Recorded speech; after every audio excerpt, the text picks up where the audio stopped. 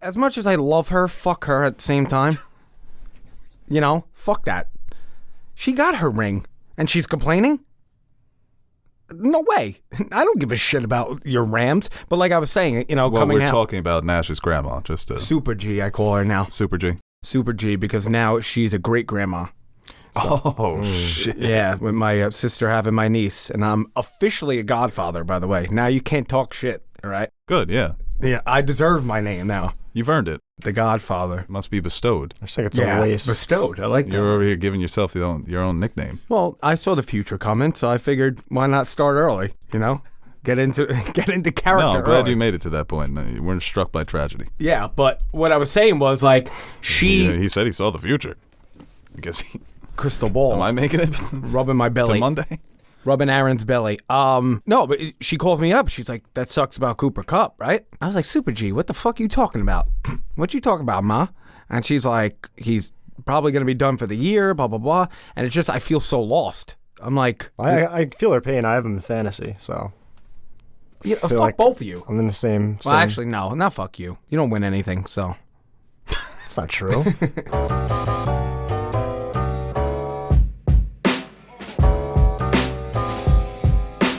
Hello, everybody, and welcome back to another episode of the Nerd Soup Podcast. I am Beau Oliver, joined here today with Aaron, the Nerd Soup Monkey, and Nash, and we are back to talk about the world of Hollywood. Got some fun stories to talk about. Famous director developing a TV show. Warner Brothers is cooking up in the old magic kitchen, and the main topic is going to be our Black Panther 2 Wakanda Forever movie review, which will feature me and Aaron.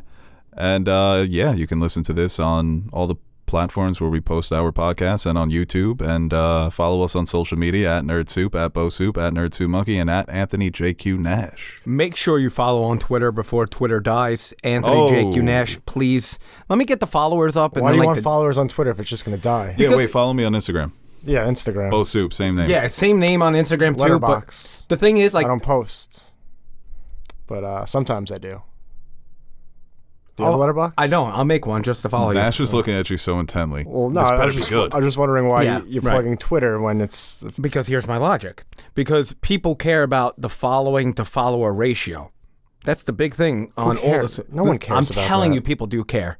You take a survey with our like listeners, they'll say that's a big thing on social media. But anyway, what I'm saying is, people. Okay, go ahead. I've really never heard anybody... Oh, people! I'm telling you. Follower-following ratio? Yeah. You've never heard that? What do you mean? It's a very common... Like how many people you follow? It's like, I don't want to follow more people. If you have 10,000 followers and if you're following 6,000, people look at you sideways. Oh. How'd you get all those followers? They're just following back? But if you have 10,000 and you only follow a couple hundred, you're a big dog. People following you. And you follow Martha Stewart, sports teams. Yeah. But Sarah I was J. going in the direction of if you follow too many people and don't have followers, you look like a fucking dweeb. So people look at it that way. You have a bad ratio. I have a fantastic ratio right now. What I'm trying to do is get my ratio up because it's not going to matter in a little bit. So might as well just do me a favor. Let me feel good for... Go out on a high. Yeah, right. So I could screenshot it and always have that. It's like kind of not true because let's say And I then do I'll get to like destroy 10,000. Right. It was only for a day. It doesn't count. So just go ahead and follow me. Marissa was big on that because I think we follow over 1,000 on Instagram and Twitter. And she used to tell me, unfollow some people. Be like, why? I'm not trying to be like I'm better than them. So you have 2,306 followers and you have 316 following. Yeah. That's my ratio. Ratio's not bad. I have 338 and 1 million. And just 5 billion. I always feel bad for the accounts that stick at 1 million because then you realize, oh, you paid for that. Those are all fake followers. Yeah. You're not gaining any more. I Nobody know, just stays at 1 million. I know a celebrity or Wannabe celebrity? D-list? He's a pretty big name. Okay. But I've You know him personally? Not personally, an acquaintance that I've at the gym with. And it's not Shaquille O'Neal. No, it's not Shaquille O'Neal. But I've heard him say that in the beginning of his career, he used to pay for the followers. So, we got a fraud alert. Fraud! I know people who've done that. Yeah. I mean... But, works either way. Sometimes you're actually good and you get more followers, or you don't. No, but I feel like you would want to earn it. Like, if I won the lottery, sure, I think I would be like, that's pretty cool. But, like, wouldn't it feel better to earn it? No. No? No. All right, well, let's get to our Black Panther Wakanda Forever movie review. I'll throw that over to myself and Aaron, and then we'll get into some topics. Hello, everybody. Well, I'm sure you heard that introduction. We are going to review Wakanda Forever, the sequel to Black Panther, highly anticipated movie. For a long time, we were wondering what this movie was actually going to be because, we had the tragic passing of Chadwick Boseman, 2020, right? It's been almost more than 2 years since his passing. So that they had to make changes. Coogler talked about that he had 75% of the movie done, and then obviously he had to go back and rewrite some stuff. So I really went into this, it almost felt like it wasn't attached to the MCU. I knew Riri Williams was going to be in it, but when she showed up, I thought, oh, yeah, right, Riri Williams is in this. And she felt like an organic character. And even the way that it begins with, the way that they tied it in with Chadwick's death, King T'Challa's death in the beginning of the movie, it's almost like I forgot what was in store with this movie. No, I think Black Panther, even the original, did a great job of separating itself and very much feeling like its own thing. Because when you think of Wakanda and like the way it's introduced and the way it's set up and the way it looks, it very much feels like you're in a different world. So I think it does a great job of separating itself and acting as its own story. And like I said, like the setting of Wakanda is just so vibrant, and it's really nothing else in the MCU compares to it. I mean, even if you think about like Asgard, like Asgard doesn't hold a candle. I think Asgard is quite surface level, whereas Wakanda, you really feel transported into a new world. So I think that helps. The setting of it all helps that separation. And when it acts on its own, I think as these two movies as a whole does a great job of really separating itself and focusing on its own thing. And yeah, I really enjoyed this movie. I don't know where I put it in terms of like, is it better than the first movie? Because I did really like that first movie a lot, but it's definitely up there. Definitely one of probably the best movie of the phase so far. Right up there with No Way Home, but yeah, this is the end of Phase 4, right? Yeah. So this is the final one moving forward, and yeah, it's going to be all Phase 5. That's how numbers work.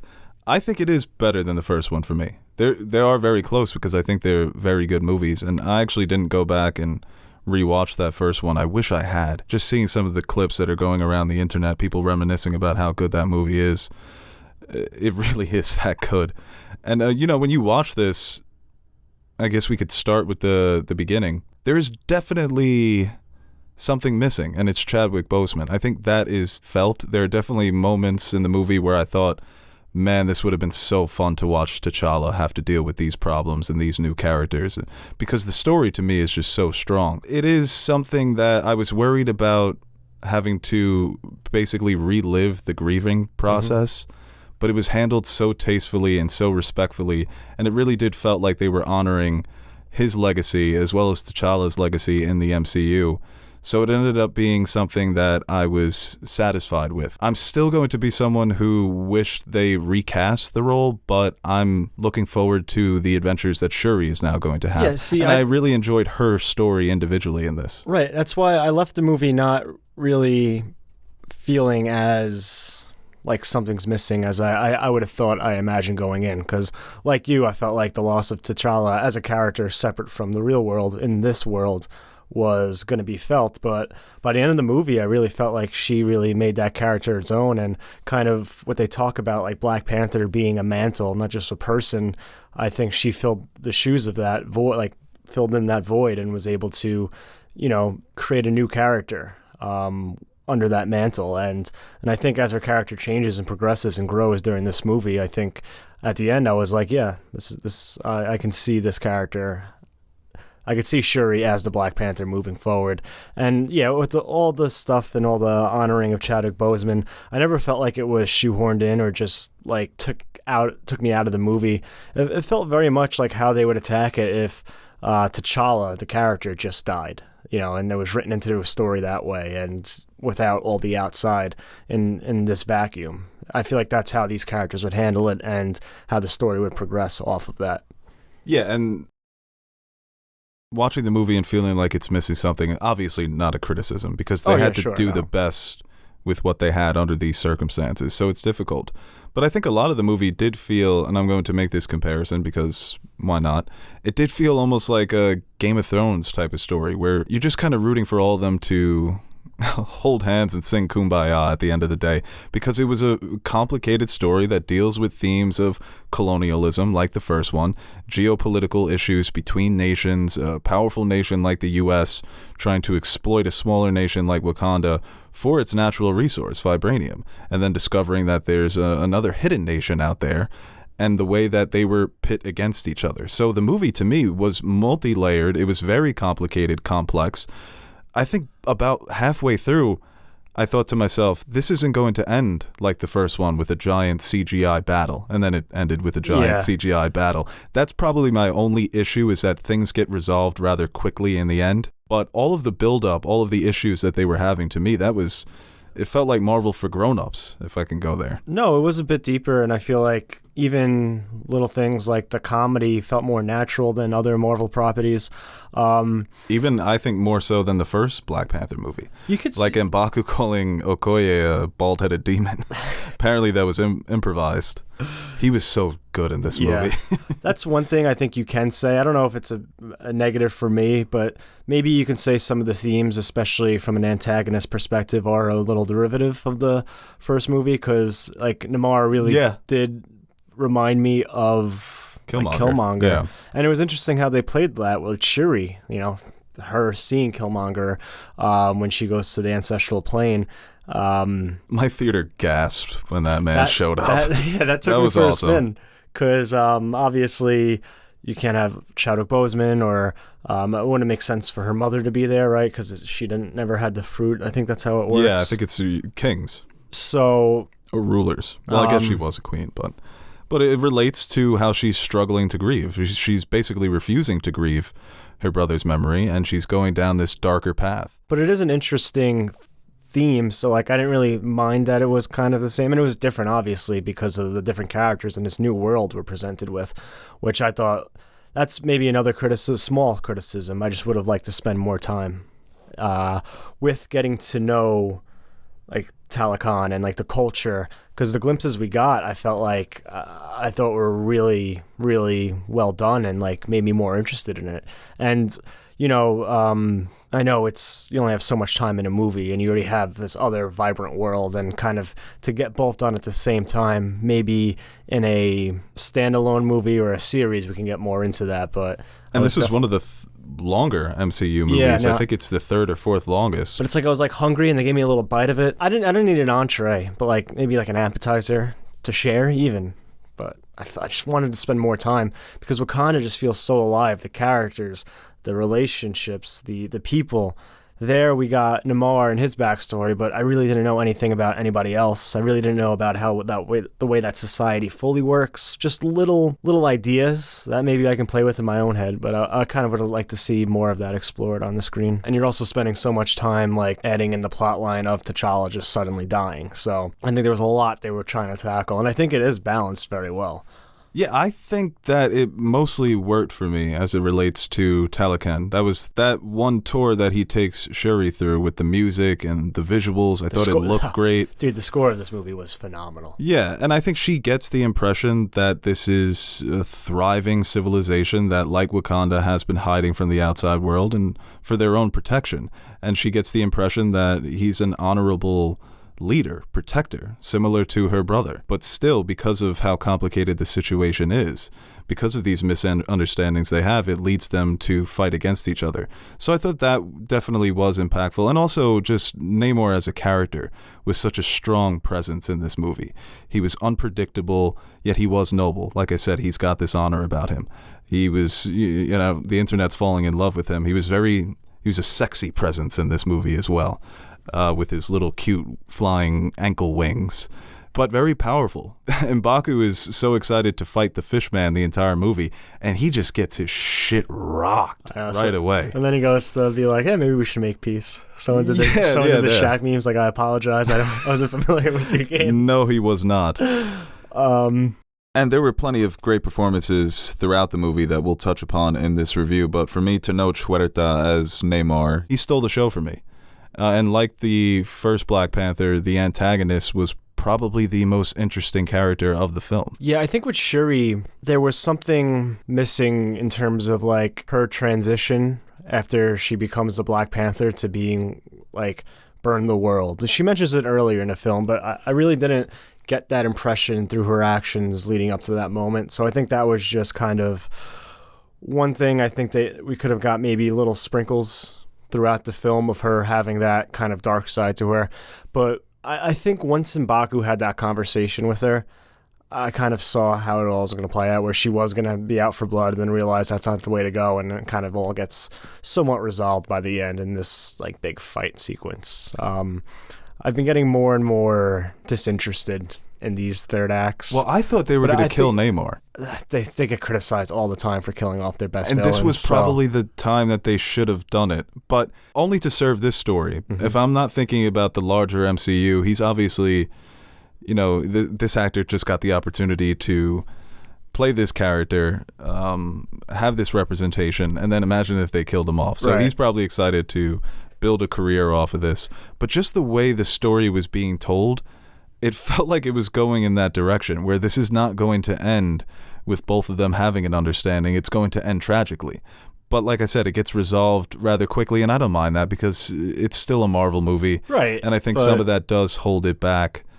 But I think it would have been way more interesting if she did sort of lose herself to the rage. I think that's also... Because it is building up, it's building up, it's building up, and then it's this big confrontation. And that's usually when people lose their humanity, when they're in the midst of war. Right, and it's always the thing, like it happens all the time in these, obviously, like there's an obvious protagonist and antagonist, where you want your main character to be on the side of righteousness and always good, so they always make the right decisions, even if there is an argument to be had where you can go the other way.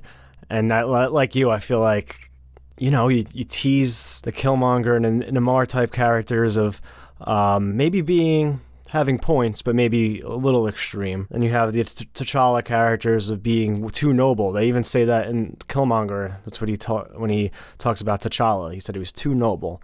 Maybe, you know, Shuri could have been like that middle ground where at times, yeah, you can be, but still not losing yourself. I thought it was a fun fight. I really, really, really enjoyed them kind of game planning before the fight. You know, two of the smartest characters in this world deducing where he gets his power from and how he could be beaten. I found that to be like one of my favorite parts leading up to the battle. When she first appears as the Black Panther, right? Yeah. And then they're talking about, well, he goes back and they're watching the game film, goes back into the water, so you got to keep him out. So I really enjoyed that aspect of it. And man, and Namor's origin story was so well done. The story about his people trying to find safety from the Spanish colonizers, discovering it wasn't the heart-shaped fruit, but it was something similar that gave them powers, turned their skin blue. And then he's born as the MCU's first mutant, which does go back to the comics. Well, yeah, I guess first, but like second introduced after Miss Marvel. Right. And the way there's two sequences when he emerges from the water as a kid, even as a little baby, the power radiating off of him. Even the Spaniard calls him, or he tells him there's no love in your heart, and that's why he takes the name. And he was like a WWE villain. You know, he had his actual name, but the surface dwellers, they call me Namor, and I like that. I want them to fear me. And then when he emerged from the water as an adult, not the first time when he first meets them, which was a great scene as well, but when he raids their capital and kills Ramonda, who I thought she was incredible in this movie as well. But the origin story and just the power in that performance to me was so well done, especially for a character who was just introduced. You feel like you've known him for hundreds of years. Like you've known him for all his life just through those little glimpses, and how powerful that story was, that his mom wanted to be buried in the soil because that's where she originated from. And it goes to the point of that was their land that was stolen from them, and they got lucky. They were able to build this new civilization, but not everybody did. But these moments, they work so well to, you're going to position Namor as the antagonist, but also you want to humanize him. You want people to relate to what he's going through and to be able to understand where he's coming from. So that's why the story is so complicated, and at times you don't know who to root for. You want both of these characters to win because in your eyes, And when seeing through these two different perspectives, they can both be viewed as heroes, Neymar and Shuri. Mm-hmm. And I think they understand that well, and that's sort of, it adds an element of heartbreak to their relationship for them personally and for their two nations. Think you would enjoy living underwater? No, I always think about that, the way that the slow movements. I know they're fast, they've got the powers, but it bothers me. It's so dark. I mean, he made a sun, so that's cool. But it looked more, I mean, when it comes to these movies, realism isn't the most important thing, but it's not that it's realistic, but it feels more believable than, say, the Atlantis and Aquaman. It felt like they were more fish people. Yeah. And Atlantis was like a CGI'd city that was underwater. This was them. It's layered. It's like, because I guess you don't have to. They did a good job of like the physics of it all, because you don't really have to have a traditional landscape or, the planning of a city now, instead of a flat surface, becomes multi-dimensional. Right. Yeah, that's a good point. So I thought I think you could see that in its architecture and how they built this city. Yeah, great designs. But yeah, like I said before, I just wanted a little bit more time there. Hopefully, I think they will return, obviously, in some aspects. Maybe I think so. Maybe future Black Panther movies, maybe separate projects, but I'd like to get a little bit more into that world, because it is very interesting. I want that man leading the Avengers. I did get such a kick out of when he first revealed himself to the Queen and Shuri, and the Queen says, only Wakanda has vibranium. And Shuri goes, Just dripped in. he's like, nah, that ice is real, Mom. He was iced out from head to toe with that vibranium. He's like, you really going to doubt me right now? I just snuck past all your defenses, man. It's the most believable threat ever made. Yeah, I mean, that was kind of like surreal seeing them, like, they're always portrayed. It's so funny, too, how they're the most advanced and powerful nation. And America still is like, we're going to fuck with Give them. me your stuff. Yeah, we're going to poke the bear a little. When they were at MIT and Okoye said this was similar to one of their village schools, that was funny. That's where the humor got a little bit better. And even the introduction with Riri Williams, I got a kick out of that. She was doing her homework side hustle. And Shuri, obviously, they hit it off right away because they're so alike. I once got paid to do someone's test in college. What'd you get? The grade? I thought it was a different class, so I got a very bad grade. I've done that before, too. Yeah, my homework business. I studied for the wrong exam. Yeah, had to file for bankruptcy. I took another test for another friend, and I got like a very good grade. Okay. And I thought it was the same thing, so I didn't think I had to study for the other, and boy, was I lost. Can I get like in trouble for that now? I don't think so. I don't know. I mean, but you was charging fucking grand, huh? Yeah. She said you were late with the money. That's going up. Yesterday's price is not today's price. Yeah, fuck. You know what? I love the character so much, but that Iron Man suit was very goofy. I'm so glad that Shuri said, you can't take that with you. Maybe in the next movie we'll give you a better one. I didn't like the other suit either. The one that Okoye wears? Yeah. Well, I don't like these nanotech suits. Yeah, everything's nanotech these days. Because it's easier to... Yeah, so you don't have to actually wear a helmet. Yeah. You could say it's nanotech, so it can be all CGI. Well, I did enjoy, I forget what the character is called, the new name that she takes. White but that Angel? is straight from the comics. Midnight something? Yeah.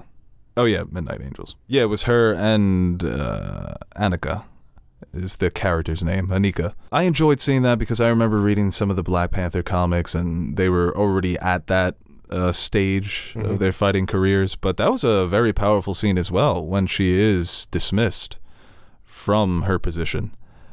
Just the back and forth there. I thought that's where Angela Bassett, where you can really say maybe she should get some award consideration. Because not only that scene, but there was so much vulnerability, yet so much strength in her performance. She's obviously mourning the loss of her son, and she's more open to the grieving process. But she still has to be a queen. She has to be a leader. So that was the one moment where she does sort of crack. And she makes some really good points to Okoye that she has sacrificed so much. So why shouldn't she be holding other people to the same standard that she's held to? So I thought that was a very powerful back and forth. Yeah, I mean, Angela Bassett, I mean, obviously she's been a veteran actor, so no surprise, but I think like Ryan Coogler as director too, like got the most, like even when you consider some of the moments Shuri had, like of her reflection and her finally giving into her emotion. You have two actors, one tons of experience, one of not so much, and able to get, just these great emotional performances from them as two of your main characters. And I think that carried a lot of those scenes carried the emotional weight of the movie. So yeah, as a whole, I think it was, like I said, like it felt like, obviously in the back of your mind, you're always thinking about Chadwick Boseman, but viewing it through this lens into this world, it really just feels like they lost like T'Challa, like their brother, their son. So yeah, I imagine that must have been so difficult for those actors, because when you're acting those scenes, it's almost like you're grieving him all over again. Right. And that may help your performance, but that has to be emotionally draining. Yeah. To have to go through that. And his absence in the movie, it's not only that they're mourning him and they're grieving him because they loved him, he was part of their family, but it's the outside perception of Wakanda is that they are vulnerable because their protector is gone, because that mantle is, nobody's taking it up. So they're having all these outside forces. They have basically no time to really grieve. They have to just keep moving forward, keep protecting the people that they serve. It's so funny to see like Martin Freeman when he first shows up in Civil War, and now like I never would have guessed like he's just like Wakanda's like right hand man in America. Yeah, he's just their buddy. He's their little buddy, their favorite colonizer, as they call him. That was Julia Louis-Dreyfus in this. She was okay. It was a little asshole, Yeah, it's kind of cool. Like she was playing him the whole time. Right. So like she's set up to be. Well, she's going to be. What's the team that they're making? The Thunderbolts. The Thunderbolts, right. Harrison I Ford's thought going to be they in were that going to too. get involved. I thought we were going to get like a U.S. agent. Right, like they send them in and shit. Yeah. That would have been funny if that was U.S. agent in the beginning, trying to steal the vibranium, and they just fucked him up again, like the last time. I thought we were going to get something like that, especially during like the car chase. Like the FBI, which was great. I love him. The action in this one. People have been critical of the action. I really enjoyed most of the action sequences. But I felt like when the bridge came, and like Namor's crew comes up on him. I thought like that could have been like maybe just U.S. agent and some people like they're sending them in because they're on American soil. But they were scary. Like the brainwash thing they did. That was really creepy. When they were hypnotizing them. Yeah. Well, I guess that it's like what they do to the aquatic animals, right? I wonder if they can only hypnotize whales and it's just a mammal thing. That's probably thinking too deep into it. But the way they fought, man, and the way they were talking shit to Okoye, man, warrior! Yeah, she was holding her own for a little bit, but they are super powered, right? She was basically going up against mutants, or the closest thing to them. I don't know what they're like, because they were getting shot at one point and like getting hit, but eating it. They're like sponges. But no, I think he's like stronger, but I don't know. Well, what the power some of his scale maids is. got killed by Nakia. By the way. Yeah. Wow. Yo, Adam just was about to leave my mouth. What a great performance by her. Even when she doesn't say a word, I'm like, wow, what a screen presence. Truly one of, it's part of Hollywood history. Yeah. The great beauties of cinema. And I think she's becoming one of them, where you just see her on screen and it takes your breath away a little bit. I was, She's such a movie star. I was a little... Distracted? I mean, I'm distracted now. You're thinking of that first shot of her in Haiti. Well, when she synthesizes the plant and they're both looking at it, did you have any, like... who's going to eat it, or did you always know it was Shuri? No, I thought maybe it was going to be Nakia. Yeah. Yeah, there was a part of me that thought maybe she was going to do it. I think they were playing with that a little bit, that it wasn't a guarantee that Shuri was going to take it. But I'm glad it was Shuri. Obviously, she's been Black Panther before in the comics, and she has to learn why that mantle is important, that it isn't about who's behind the mask, but it is about what the mask means, and how symbols can be powerful things. It goes to the whole... role of a superhero in this society. So the way that was tackled, I thought it was very smart and satisfying on a personal level for Shuri's arc in this movie. There was a part of me that thought, yeah, maybe it would be Nakia who takes it, which I would not have minded either way, but it makes sense that it would be Shuri. She's related, right. She's next in line technically, I mean, talk about bars. When Namor killed the queen, that was a surprise to me. I didn't think they were going to... They fucking killed off Angela Bassett. Yeah. Then he said, for Shuri. Bury your dead, mourn them, you're the queen now. Bars. Thank you. That was a Salazzo move. You know in The Godfather when they try and kill Vito so Sonny can be the boss? That's what he did. He was like, I'll have a better chance negotiating with Shuri than the queen, because the queen was, ready to blow it all up. That's why it was so complicated, man.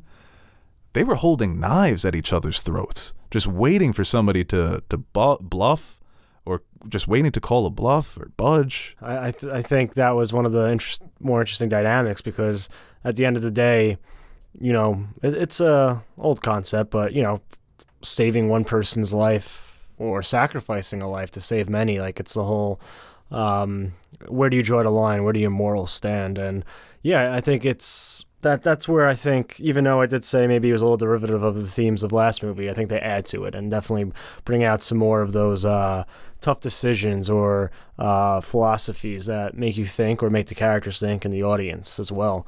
Well, I think Killmonger, both characters make good points, and you can understand where they're coming from. He's way more reckless. I think Namor's got he's got people he needs to protect. He's got a nation of how many people that... Sure, but I do think Killmonger just wanted to start a global war. I guess Namor wanted the same thing. If Shuri was down for I feel like he tried to play the nobility role, but in the back of his mind, like what he wants, even at the end, like I think that's added in to be like he's very much a villain / anti-hero.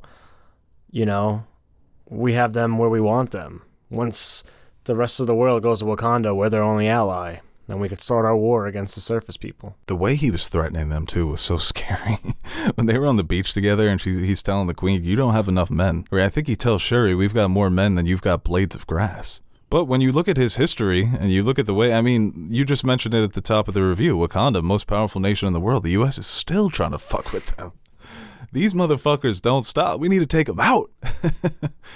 But the way that he gave her the bracelet, I love that callback. That's how she was able to recreate the heart-shaped herb.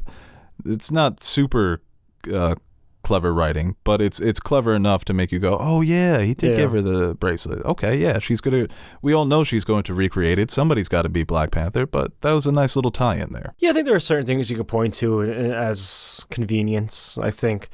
But you know what? Their connection, even though it was brief, was strong. Yes. So I think that bracelet, it did represent her indecision, the way that she was being pulled in different directions, not knowing what to do. And then it was a gesture that ends up helping her recreate this herb. So yeah, it was definitely a little convenient, but not stupid. No. Smart enough. Yeah, and I think like even the whole thing about finding the scientist, it being Riri and having to, that all come together. Well, that didn't click for me at first either. I was like, what the fuck is this fucking scientist? Oh. I was like, oh yeah, Riri Williams is in this movie. And like I said in the beginning, she feels like an original character. Like she was written, obviously I know she comes from the comics, but like she was written for this movie. She doesn't have a major role, but I thought it was a really good role for an introduction to this character. She gets thrown right into it. Gets thrown right into it, right? When the cops burst in and they're like, whoa, she's got an Iron Man suit. That was awesome. Iron Man's kind of back. Yeah, I'm sure even when she walks in, or one of them says, like, is that Stark Tech? Yeah, her character, it was like she was all inspired by what was happening around her. But I thought there was a lot of humor there with how she was reacting to certain things, the unbelievability of it all, being locked up in Namor's kingdom. She's so confused, but having also the time of her life. And I always love supporting characters like that. I think that was a great role to put her in. And then she gets to have some hero moments in the end, even though I don't love the design of the suit, but she's a part of that battle. And I think she was fun during the bridge sequence as well. And like I said, the action there was just brutal, man. You can really feel those punches. The sound design was intense. That's why it's a little bit of a step up from the first one, because I think the action in the first Black Panther is... At times, it's a little mediocre. It almost feels like they're filling the gaps. But the action here, it really means something. It's moving the story forward. I find the first one just to be a bit tighter. I think Killmonger definitely adds an element of something that I don't want to say is missing, because like you said, they are very much their motivations are somewhat the same, but for him it's personal, and the personal connection to Wakanda, the personal connection to T'Challa and his father and what happened there. I think even the line there when he talks about T'Chaka killed his own brother. He was a kinslayer. It's very frowned upon. That's setting too. I mean, The throne room? compared to like the tree and the field of like what T'Challa saw when he visited the ancestral plane, compared to that throne room with the fire, like that's pretty badass. Yeah, and it makes her think that she's not worthy, right? That she would see Killmonger instead of seeing her brother or any of her other ancestors, and she punches one of the dummies and she realizes, oh no, it did actually work. This is $1 billion franchise. Somebody's got to do it. But yeah, that scene caught me off guard, and I thought even though it's like 2-3 minutes long, he delivered there. And he almost scared me. I was like, what is this guy going to do? You know, what type of power does he have in this astral plane? You know, if somebody can break out of it, it would be him. But yeah, he was, I mean, the franchise is definitely 2 for 2 with villains. And I was so impressed because it does feel like another movie when you are with Namor in his kingdom, by Ryan Coogler's direction there. That he handled their civilization, their culture with so much care, the same care that he showed Wakanda in the first movie.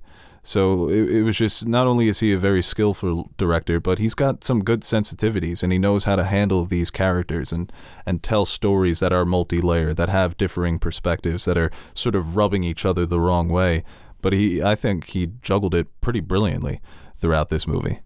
Even though, yeah, maybe there were some moments that could have been further developed, but for the most part, I was just enjoying the ride that he was taking me on. No, yeah, I mean, it feels very much like this is his world, his franchise, sub-franchise. He's so in control of it. I need this man to do Secret Wars, because that was the one thing I was a little hesitant with the first movie. Can he handle big action? And I thought this proved, yeah, he can. Yeah, I mean, an action that means something. I mean, did he directed Creed, not Creed 2, right? No, yeah. And now Michael B. Jordan's doing 3. But like Creed 1, some of those fight sequences are just like, he just has a knack for it. And capturing personal stories as well. So like, yeah, he's really good. I think it's hard to imagine anyone else like taking on this world. And I mean, credit to him as well, like going in with everything else involved and all the stuff surrounding it with Chadwick Boseman, and being able to kind of pull it off and wrap it all and keep everything together. I mean, that's another job on its own. And obviously at the end, you find out T'Challa's got a little baby. Yeah, that was one of their best mid-credit scenes, if not their best. It was such a great message to send that death is not the end. This is his legacy. This is his second life. And just hearing Nakia talk about the things that they planned, wanting to keep their son away from court, away from the responsibilities, allowing him to just grow up normally, and knowing that the queen had a chance to meet him. And, you know, even the scene with Nakia talking about what T'Challa meant to her personally was heartbreaking. But it ends on this optimistic, hopeful scene, and like I said, it is a celebration of life, a celebration of persevering and continuing on, going forward. And naming him T'Challa was, like I said, it was just such a sweet tribute to the character and also to the actor, and a great way to end this movie. Yeah, you think that has any future? Maybe. Like that's going to be the next Black Panther? He's soon? a little young, but I know, they're going to need another Thanos snap, you know? Or age up, or... Yeah.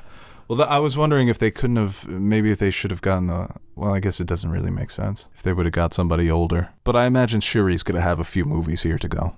That she's going to lead Black Panther 3. Yeah, I don't think anytime soon. Yeah. But, hey, man, however far they fucking stretch this thing, that's something that they can go back to, right? In 15 years, if the MCU is still going. Oh, yeah, remember Black Panther's son? Yeah, right, yeah. He's back. That would be, I mean, Feige's just going to be doing this until he's... But even though I love when the Rihanna song came on, when she finally does burn her clothes from the funeral, which I love that they wear white for their funerals instead of black, right? Even his funeral, the parade down the street, felt like a celebration of life. But that was a beautiful way to end it too, just focusing on the white clothes burning, and the credits and the music. It was impossible not to swell up in those moments. And it felt like once again, a celebration, a ritual almost of processing your grief and being able to move forward Yeah, no, I think that like she really captures that in that last moment, just reflecting. And also you had, I think it was a nice edit of all the moments they shared together. It was, yeah, it was very, very well done. It was like a nice bow on everything. And I think for that character in particular, like how it's always like the scientist character who refuses to believe in anything spiritual or It must be really tough for Letitia Wright. She really has to transform. So, it was nice for like that character to kind of realize that, maybe there is something to that, even if there's not, but just to kind of have those moments. Is M'Baku the king? That's what it kind of felt like he's king, right? Yeah. I like that. I like the idea of M'Baku being king and Shuri's the Black Panther. It's going to be interesting, when that's happened before. I know that I think T'Challa's been king and then he gives up the mantle of Black Panther. That the king isn't, or the ruler isn't always the Black Panther. Well, T'Challa's Black Panther while his dad's still alive. Right, exactly. But I thought M'Baku, people wanted more out of him action-wise, but I think just his role in the movie as a supporting character was great.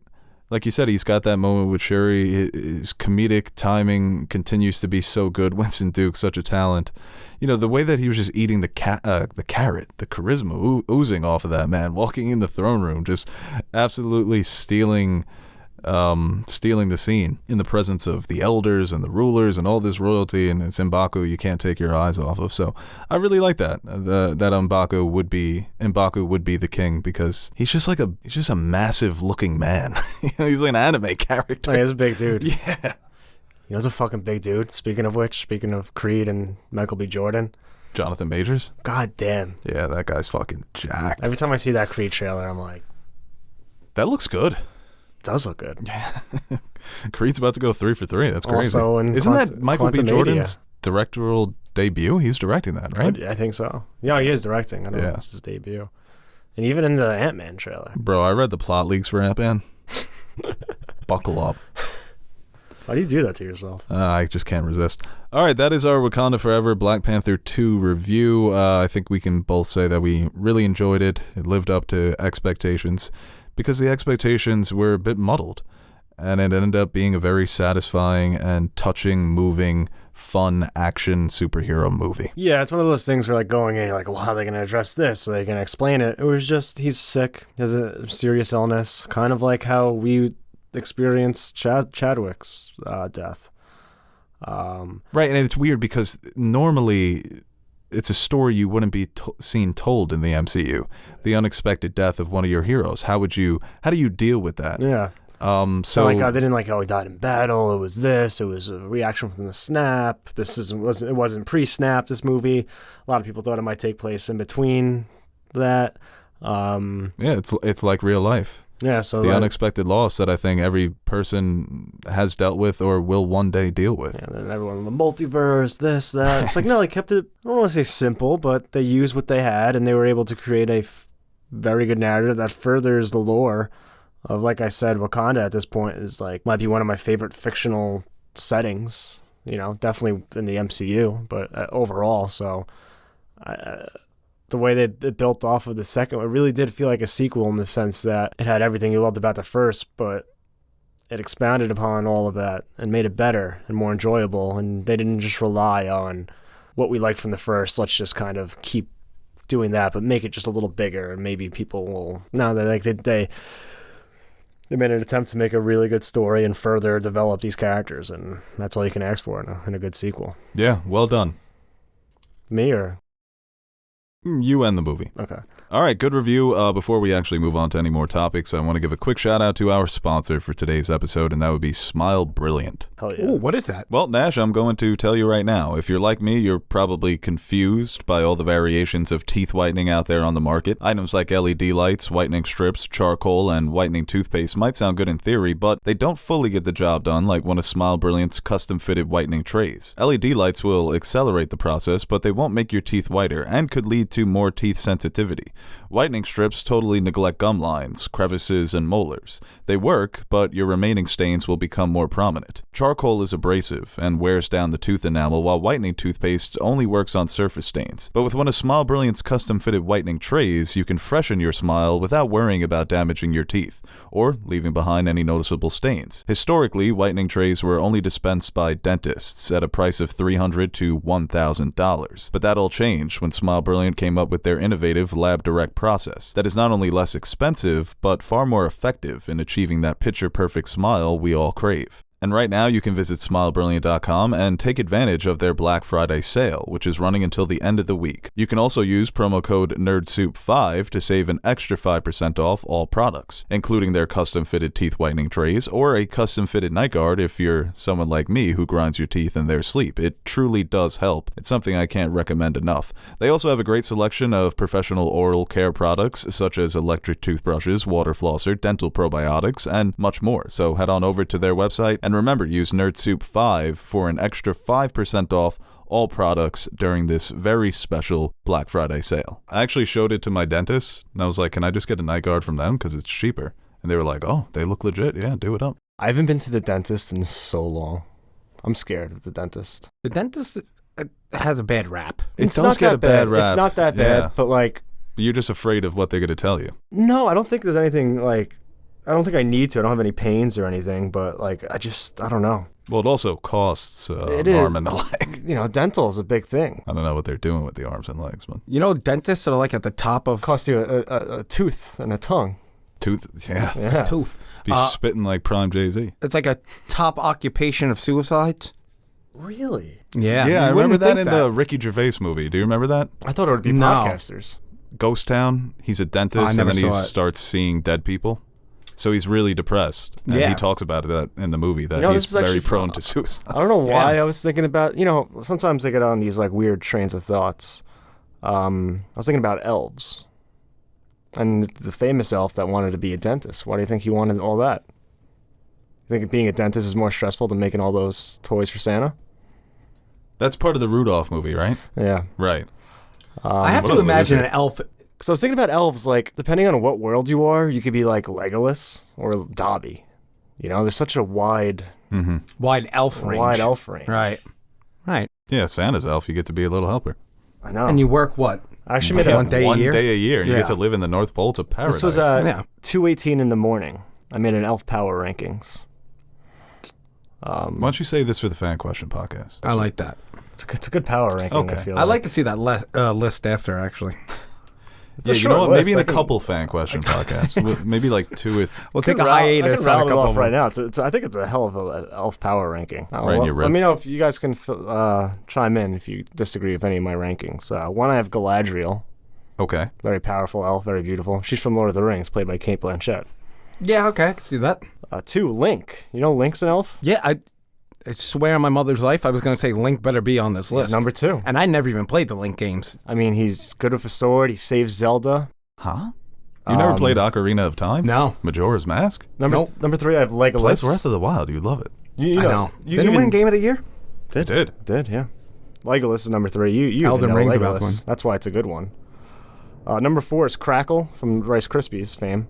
Forget about those little fuckers. Yeah, because Snap and Pop, it was Crackle. He's the brains behind the operation. Everyone knows that. And I feel like Snap and Pop kind of, I don't know. That's up for debate. We'll come back around. It's a different discussion. Number 5 is the elf that wanted to be a dentist. I think it's a classic. Couldn't even Google his name, huh? Like I said, this is, And he makes top 5? it says 2:18 a.m. Jeez. the elf gang is just, it's not good. The Number gang. 6 is the elf from the mall that used to stay over when my dad was away on business during the holidays. You guys didn't have that when you were a kid? My mom said like Santa, he didn't want any kids to be alone without a father figure, so he would send an elf over. You didn't have that, and you couldn't say anything, or else you wouldn't get presents? No, that was just me then. 7, Wow, I have you had a fun childhood. Explains a lot. 7, I have Creature. That's why you're so funny. And then you might be thinking, why Creature? It's just because I hate Dobby. I was going to say, this is all just to So pile on this Dobby. is a spite of Dobby, and I know Creature has his problems in the past. I've been told that he's basically like a He was a Nazi sympathizer, yeah, essentially. Nazi sympathizer. So that's a tough one. I think that's canon. But I like how he's a little grumpy, and in the movies you don't really get that. So I'm thinking movie Dobby, movie creature, which is the grumpy little elf. Danny Elfman, one of the best composers of all time. Not an elf, but elf is in the last name. You get it. 9. That threw me off for a bit, but I think I ran out of elves. Nobody? No, I put Peter Pan. I'm not sure if he's an elf. He looks like one, with the green and the ears. Now, that gets that gets a little dicey, because doesn't he, like, fly? Do elves fly? Like I said, there's a very wide range of elves, but I don't know if the elf community has ability Peter Pan to was fly. just a fairy. no, Tinkerbell's the fairy. Yeah, but Peter Pan might be a fairy as well. Yeah, I thought that's how he flew. Are they cousins, the elves and the fairies? They have to be. That could be. There's definitely a split there. Like, we're like Right. kind of like Link with the kangaroos and the dolphins and the monkeys. It's got to be Right. like something like that, right? I always Yeah. think about that, kangaroos. I don't know why I have. Just walking around on 2 legs. Imagine just a pouch. I don't know why I have. I think I just All I ran do out is of carry around a elves. fupa. You couldn't give me a pouch? Come on. Number 10, I just put Luigi. All right, yeah, let's get to a U.S. weekend box office breakdown. Thank you, Aaron, for giving us your elf power rankings. I'm sure the Dobby committee is going to be filing an appeal.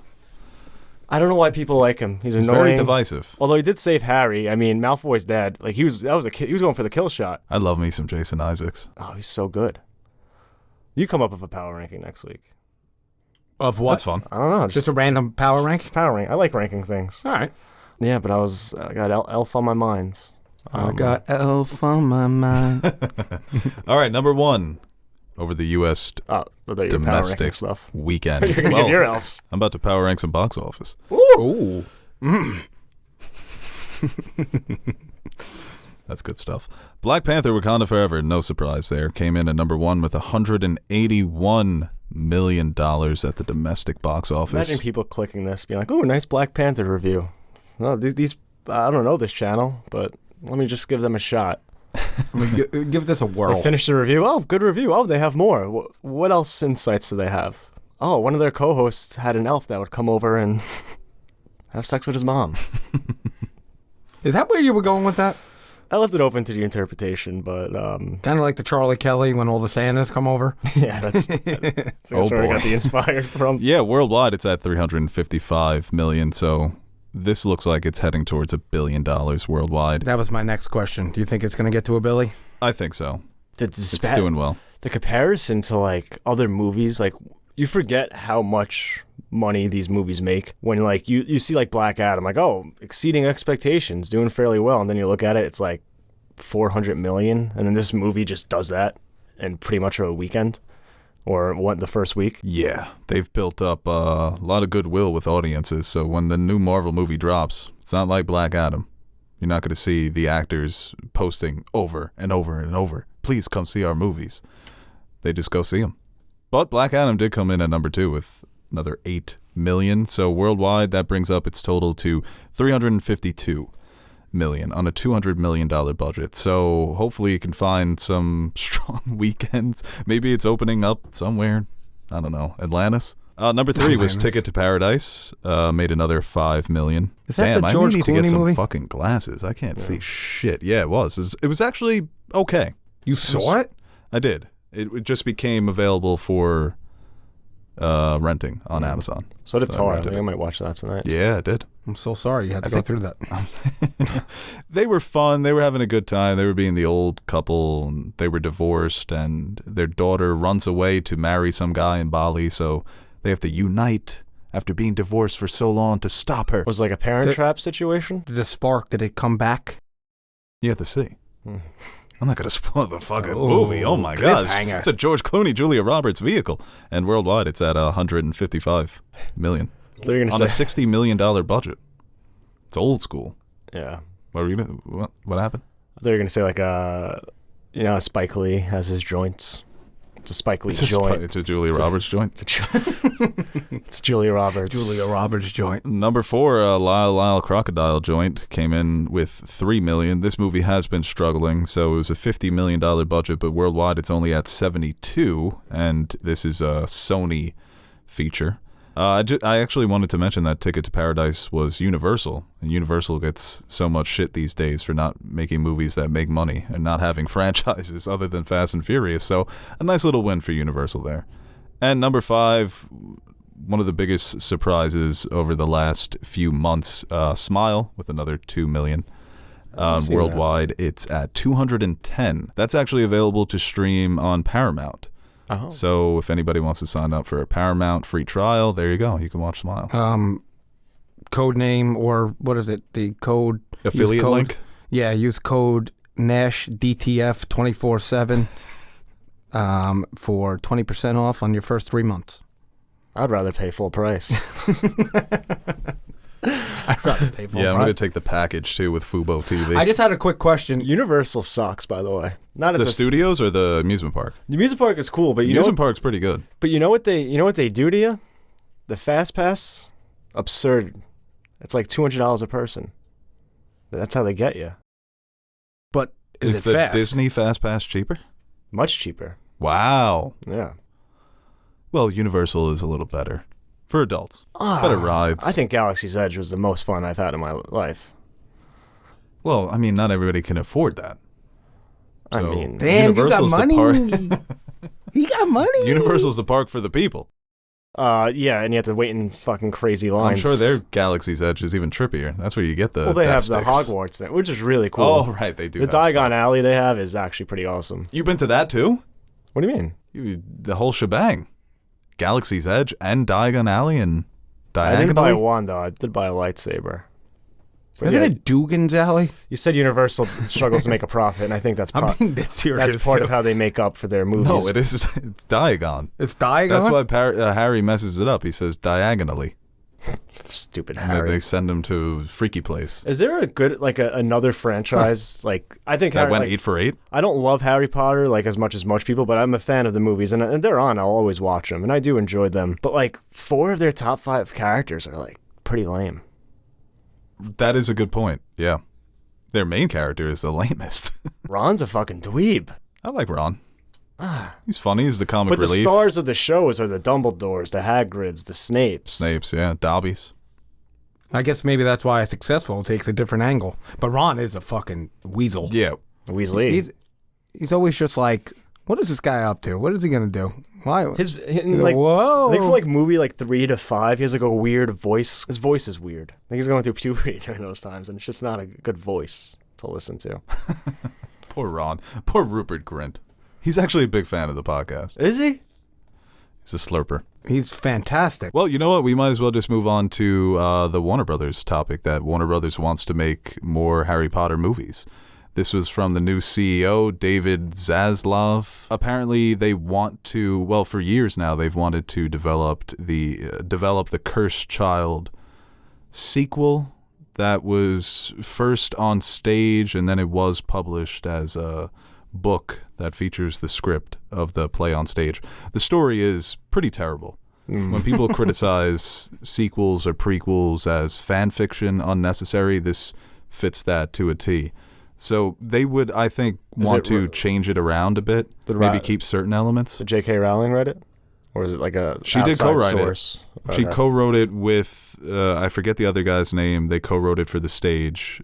It may have been a situation where she outlined the story and he kind of filled in the dialogue. Okay. So, like I said, it's ridiculous, and it adds so many plot holes to the original story because it takes the time machine device and completely changes the rules. So, Ridiculous is also a good, fun spell. yes, Yeah. it's probably the best movie. But this is no surprise that they would want to do more Harry Potter movies. The movies did so well at the box office. Fantastic Beasts was doing well while the movies were good. Obviously, the last one failed to meet expectations. So it looks like that franchise is done. But yeah, nothing's official, nothing's in development, but I could definitely see this happening. It makes so much sense from a monetary standpoint. But like future timeline, like get the actors back type deal. Right. I mean, yeah, that would be massive. I think and they they've all said publicly they don't want to come back. because of J.K. Rowling, or No, just because of yeah, Except for what's his face? He said he'd come back. Draco Malfoy, right? Tom Felton? No. Rupert Grint? No. Daniel Voldemort. Radcliffe? Oh, of He's course. dead. Yeah. Well, he said that he would come Turn back. to confetti. Yeah. But he's back. He's dead. Yeah. We're gonna do Voldemort up. Just do Somehow that. Voldemort has returned. I mean, Yeah. Ralph Fiennes is Fuck it. one of my favorite actors legit ever. And I'm so excited to see the menu just to see him in it. Fuck the show. Fuck this whole idea. I actually missed that. I was mad I didn't go to that screening for the menu because I heard at the end they gave out everyone cheeseburgers. No way. Yeah. Is that real? Is this a goof? No, like Cheeseburger? not like at your local AMC, but like at the premiere. And they Last did it in night. Toronto, the menu. Couldn't even get a cheeseburger. Oh, at TIFF? Yeah. Oh, I thought you meant like over the weekend. Oh no. It's like you moved like that? Yeah, and like Touch West down Islip. and take off the same night? What I wanted to say was fuck the show. The video game's coming out, and that's where things are going to get right. Well, this would be a movie. Oh, Maybe it could be better as a show. Excuse me. But right. you'd make so much more as a movie. I think that's why. If Yep. Harry Potter and the Cursed Child movie, that would make so much. And you would need to bring back those actors. Here's the thing, though. J.K. Rowling would have to write them, right? I think that's part of the deal. All the actors hate her. A lot of the fans don't like her. A lot of them still do. I'm not saying I do, but it's I think it's easier, like art and the artist type deal. It's like, this was before we knew what her beliefs were. Does that support extend to after? Like now that you know? Sometimes you don't need the team chemistry to win. If your 4 biggest stars like have publicly went out again, if the deal says that she has to write it for them to make it, that could get tricky. yeah. Because they may struggle bringing back some. I mean, Daniel Radcliffe and Emma Watson, both of them have been very vocal with their criticisms of J.K. Rowling. And even as Rightfully a so. studio, do you want like some of the shit she says? Like, do you want to be associated with that as a studio of Universal? Sure, Harry Potter's a gold mine, but I feel like you got to kind of figure out a way to jiggle around that.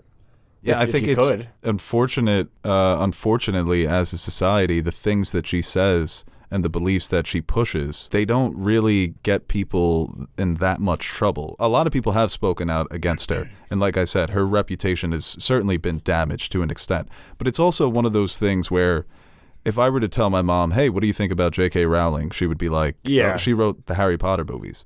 Or the same thing with even my sister. Or even going back to the Saul Hill test. Love it. If I told Saul Hill J.K. Rowling's one of the most divisive people right now in entertainment, he'd be like, why? What did she do? What did she say? The dude who wrote Lord of the Rings? But even the way she pushes a lot of her stuff, it is sort of, there's a lot of dog whistles. It's not explicit, even though it is horrible. So it's something where I could see them definitely working with her just because that's what corporations do. Their only focus is money. If they realize this isn't going to tank the movie, having her associated with it, they'll go ahead and do it, I think. But maybe the backlash will be so strong that they can't. But you're seeing it with the game, right? People are fucking ready for that fucking game. I cannot. And saw she's not people- directly involved. I saw people were like boycotting it. Some are. I mean, like I said, I'm not like, I probably will never play the game just because I just wouldn't play the game. Yeah, it sucks you're not a gamer. But like, Yeah, you lost your gamer touch. This guy's over here on Breath of the Wild won Game of the Year. Yeah. I did see that. Shout out Elden Ring. That's probably going to win the game of the year. And did you play Elden Ring? Well, Kratos is going to win Father of the Year, so. That's what really matters. And, sorry, they pulled the new Zelda game back because they were afraid of Elden Ring. They didn't want to go up against them for video game of the year. Now after my power rankings, though, they're gonna give it a boost. You would love Breath of the Wild. Just play Yeah, it. I know. I have a buddy, shout out Jimmy. He said he absolutely loves it, and I trust his word with video games. So, yeah, he said it's like Arceus, kind of, the gameplay, Pokemon Arceus. Oh, yeah, very similar. So he said it's very similar. You'll love it. So I'll give it a try once I'm on my COD shit right now. Yeah. Me too. I don't know. Like, was there like a boycott of Fantastic Beasts, or were those movies just that bad that people just didn't want to see them? I'm sure there was, but I think that them being so bad sort of made people Kind of happy. adds to the fire a little bit. Yeah, it was sort of like we hate J.K. Rowling and she sucks at writing. This is great. It's a nice little 2-for-1. Going to the It's funeral. fun to watch her fail. Double sort whammy. of thing. Right, yeah. One of my biggest haters' funeral. Standing in front with the glasses. Yeah. Love that shit. No, Just went for that. I'm a fan of all the actors, so like hopefully they can do something where that works for them. And like you said, like even if like I'm definitely not a fan of J.K. Rowling, but she's also I never read any of her materials, but she's not I don't think the best screenwriter. So like That's fair. I think it would be beneficial for both parties to kind of like stay a bit separate. Well, let's move on to somebody who is actually a good screenwriter. Quentin Tarantino recently announced. Baby. This is not a project that is officially in development. This was him sort of talking during. He did 2 interviews recently. He did a Q&A in L.A., and then I think he spoke with a publication. But he talked about his future plans being a new novel, sort of his thoughts on different movies. It's basically a book of film essays, which is really cool. I'm definitely going to read it. And then he's developing a play. And then he's turning his attention toward an 8-part miniseries where he would write and direct the entire thing. No surprise there. And I think it was also funny. He said that he basically invented the concept of a miniseries back in the 90s and wanted to tell Inglourious Bastards that way, which is so funny for him to say that he invented the miniseries. But, I mean, that could have been an interesting one. I know, yeah, right. He's LeBron. Yeah. But this is, I think that this is the way filmmaking is going. Doing stuff on TV, especially the miniseries. We've seen so many directors tackle them and make some really incredible shows. So this would be awesome. He only has 1 movie left, right? Right. This would all be before his final 10th movie, Star Trek. What do you think the bidding war is going to be like? Ooh, it's going to be fun for him. You want to put in our guesses? Cha-ching! That's my guess right there. I don't Apparently think there's a bidding war happening for Keanu Reeves and Jonah Hill's new movie. It's Jonah Hill's next directorial I saw that. feature starring Keanu Reeves. It could be a big bidding war. It's crazy. I think this would be a big one. I'm going Netflix. I feel like Tarantino, I guess it's more studio, but I feel like more of his movies are on Netflix than on other services. HBO, I don't know. Amazon, you can buy anything, but I feel like Netflix. I think he'd want to work with Netflix. Yeah. They're the biggest name in streaming still. Well, and they've worked even with. though they've had a tough year. Yeah, and they've worked with other great filmmakers. Yeah. And also, he's like he said, he's going to write and direct all of it. So you don't give that guy notes. And I think Netflix has a track record of not giving their writers and directors notes. Sometimes to their own detriment. I'm picturing Jeff Bezos giving him like a little post-it. Like, oh, maybe change this. Tarantino just puts it right back on his head. So, I'm going to take 3 underdogs and just put like $5 But I on them. think Like Amazon- Sci-Fi. Sci-Fi channel. Peacock. Because it depends what it is and what the budget entails, because Amazon just has fucking money. And stars. Well, he said it was going to be something small. He said it wouldn't be an epic, that it would be sort of, I imagine, a drama. That's a wild ride. Imagine like just Tarantino pacing for... Although some of his movies are paced relatively slower than when you think about like the Kill Bills of the world, but just something like a high-octane peak Tarantino for 8 straight hours. That would be fun. On The a Hateful binge? Eight was like that too. I feel like that was slow cooking. Yeah, Inglourious Bastards is very slow. But it's Once Upon a Time in Hollywood is very That's slow. what I was thinking of when He I said was that kind was of his like best pretty movie slow. too. But Yeah, even that this, was part of one of his interviews. it's like it's a slow burn, but it's moving. Like it's a weird mix between the two. Because I feel like it's always either through tension or just storytelling. Like the momentum it builds, even though it might seem like not much is going on. I think it is really moving. And he's a great storyteller, so I think this is something a lot of people will be looking forward to. I wonder what the cast he's going to get.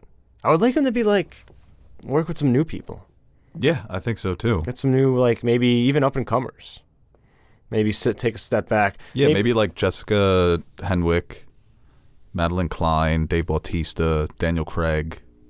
I think Maybe a that'd be little good. Adam D. Why? That was like I feel like Adam Driver would be. Janelle Monáe, that's Knives Out. Glass Onion, That's true. A Knives Out mystery. and Samuel Jackson. There you go. Bring it on. Yeah, he's And definitely gonna be in Leo. it. Just do Leo again. Can't go wrong. I like the Leo and Tarantino team up. I think he gets the best out of Leo. Well, I think part of the appeal, though, if like say you're Netflix shelling out like a shit ton of money to Tarantino to make this, you're gonna want like we want you because you're a great director, big name, draw eyes, but like the cast needs to be on point as well. Yeah. And I think that it will be. The thing with the slow burn. Walton Goggins, he lives on television. Oh, that would be perfect. Yeah. The thing about I actually the slow want him burn, to lead it now. The thing about the slow burn is that the acting is just, every movie is incredible. So like you could have this slow burn, but fuck it, you're getting pound for pound like the best acting that you'll ever see. So just let it go. Continue to do that style if you're going to do it like that. He doesn't miss. The man don't miss. What's his Motherfucker? worst movie? Hateful Eight. Hated I that movie. really like Hateful Eight. I remember you were like, yo, that movie's pretty good. I'm like, Hateful Eight? You think it's his It's worst movie? Yeah. Well, you haven't seen Death Proof, right? No. You might I didn't not. even know You that was may one of those actually movies. like that more. But I like Hateful Eight. And I don't think Once Upon a Time in Hollywood's his best movie either. I think Django is. Could be. A lot of people seem to think it's Inglourious Bastards. I think it is. I mean, I think Inglourious Bastards is the best way to tell a war movie, where it's really a movie yeah. first, war second. Because so many war movies are just, wow, war's bad. But that one's fun. He created superheroes out of the bastards. Waltz is obviously one of the best villains in the history of cinema. Nice little supporting characters. It's just a great movie. But it's Django. Yeah. really? Django. Django was really good. I just think watched it's the Reservoir most fun Dogs, for me. Like probably one of the more recent Tarantino movies I watched, Reservoir Dogs. That's always a good one to put on. Apparently Reservation Dogs is very good. That Nothing name to do with always, Tarantino. I know, it always fucks me up. I'm like, is this like a documentary on it? But it's like, and I'm like, oh no, yeah, it's still the same show. That I think it's a story about Native Americans.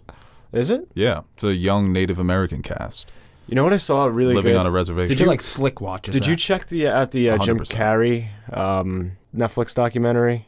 No. Jim and Andy about his time playing Andy Kaufman. That shit's fucking wild. He is. Do you ever see Man on the Moon? Still haven't seen it. He Just was taken literally aback. he was in character for the whole time of filming. They couldn't call him Jim, and he would like act like him and like just be basically like a huge asshole the whole Oh, time he was man. on set. It was just wild though That to could have see him kind gone of talk about it. Very Like, wrong. even the way he talks about it now, like he doesn't refer to him; he refers to it as Andy. Right. It's like he said, like Andy encompasses. Now, is that pretentious? Took over his super. Is that annoying? Super. Would you consider that good Should that acting? be illegal? I mean, it's a great role. I think like he does very well in the But movie. when somebody takes it off screen, don't you think that's just like not good acting? do I think he could have gave the same performance if he didn't do all that? I'm sure he could have, but It's like, bro, you don't have to be treating people like usually documentaries or biopics are about people that are horrible people, and you don't have to act like that all fucking, you know. I don't know if It has become controversial because of that now. But I don't know It's if- normally if it's a good movie, nobody cares, and then if it's bad, like Jared Leto with Suicide Squad. I don't know if Everybody it was as hates much him. as He just sucks. But like when Daniel Day-Lewis wouldn't respond to anything but Mr. Lincoln, that's badass. I would have thrown a coffee in his face. Yeah, that's a little pretentious. Back Who of the the fuck head, are you? maybe. You're not Lincoln, bro. Funniest tweet is like, I know Abe Lincoln's top hat went Went flying. flying. I was just about to say that, but he wasn't like- so true. like he wasn't like assaulting anybody or like Got calling fucking people. popped. It just seemed really annoying. I feel like I would have gotten Right, really right, super yeah, it's just fucking annoying. annoyed. But it's an interesting watch. Jim Carrey's somebody who he was like the biggest star in the world in the 90s. Yeah, I know, dude. Yeah, what a run. I hate to say this, and I know I'm probably gonna get absolutely dumped on for saying it, but it was Adam Sandler and Jim Carrey right there. in Oh the- yeah, no, in the sure, that's 90s. just accurate. Yeah. Dude, Adam Sandler is one of the pound for pound, one of the most profitable movie stars, probably. I'm sure if you look up I those love the numbers. Sandman. I still love Jim Carrey too. But their popularity in the 90s was through the roof, dude. They're, Yeah. they're Well, he- icons. The way he is now, he's like kind of like Needs a hug? pretentious. No, I, he's I very actually had pretentious like now. like watching him back then and the way like he talked about it. Like I'm surprised like he's as Stable? stable as Yeah. he is now. 'Cause you see a lot of like comedians, especially someone like him who goes like to the nth degree, seemingly, and Do you ever see that video of kind him of dancing? always in character. Yeah, just like being like in the character with the faces and the Did dancing. you see when he's dancing to End a Club with 50 Cent? Yes, I have. Have you seen I that? only saw the picture, not him dancing. So funny, dude. He's dancing like such a white man. And 50's having a great time with him. He's definitely still out there, but like, I feel like more in like I do mushrooms in the backyard. Oh, I thought you meant like the real Jim Carrey's still out there somewhere. Like, he's not that guy anymore. He's a pretentious douche now. Well, let's talk about another star from the 90s. Ooh. You guys hear about this story? A little throwaway story, and then we'll move on to Andy fan questions. I'm sorry. I was gonna say, because Andy Kaufman was a wild man too in his own right. Yes, he was. Said he was going to kill himself on stage. Apparently, there in the early 2000s, there was an idea to do a GTA movie starring Eminem. Oh God! Thank God that didn't happen. Hold up. I'm going the opposite way. This should have fucking happened. That would have been perfect. Yeah, honestly. You don't think that he was very good in 8 Mile? He was good. I know This he was coming playing off of the himself. heels of 8 Mile. There was a Hollywood producer who had this idea, and he pitched it to Dan and Houser, who was the creator of GTA, and he said no. But like GTA, I don't think for $3 million? What's a GTA movie?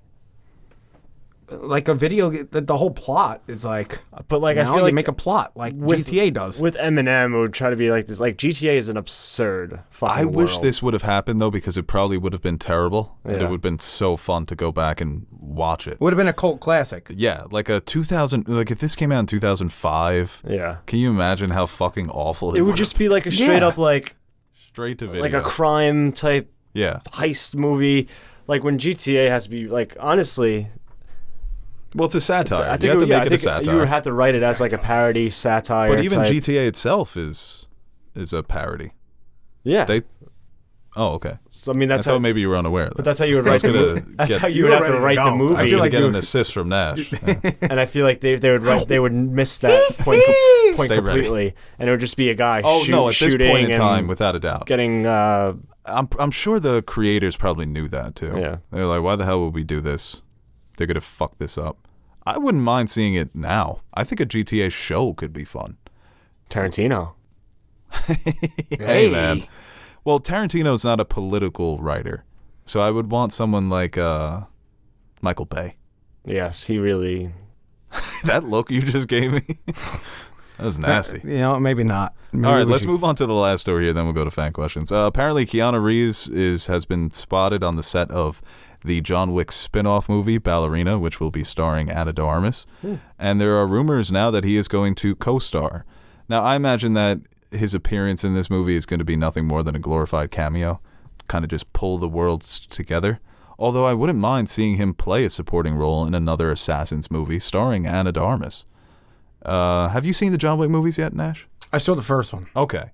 The fourth So- one's coming out, right? Or did that come out already? Yeah, no, it is coming out soon. I think next year. 'Cause I saw a commercial. I saw the coming attractions on it. Was there a John Wick 4 trailer?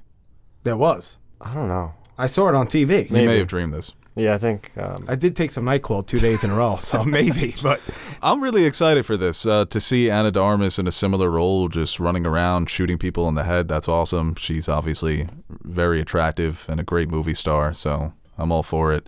And I like the lore that they've set up in this world, not just with the assassins in the hotel, but his origin story with the Russians and with Angelica Houston's led ballerina troupe. Is that what they're called? there is a trailer.